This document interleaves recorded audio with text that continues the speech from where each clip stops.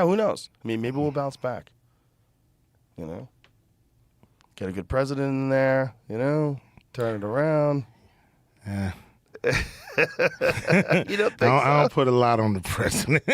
Not I this don't put a one. lot on the president Well, for sure. I wonder what would happen if Robert Kennedy Jr. got in there. Very interested to see what happens with that guy. Yeah, he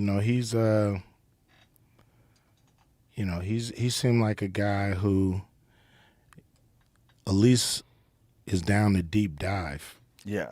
and talk real and really try to dissect what's really going on instead of just going with the herd, which would be easy for him to do, like go with the Yeah. herd. He may be, even ahead more, or he may even be doing better. When they poll, I think he's like 20% of people or something. But Yeah, he'd probably be doing better. probably be doing better, and instead of,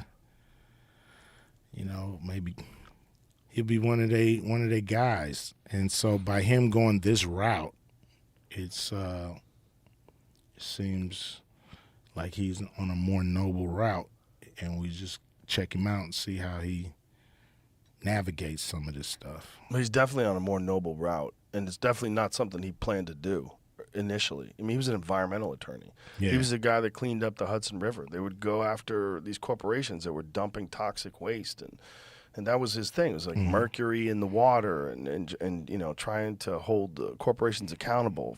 And then these women started showing up every time he would give these speeches, and they said, "We want you to look into mercury in vaccines." Yeah. And so this is 18 years ago. And so Yeah. for 18 years, this guy's been saying all this stuff about environmental concerns.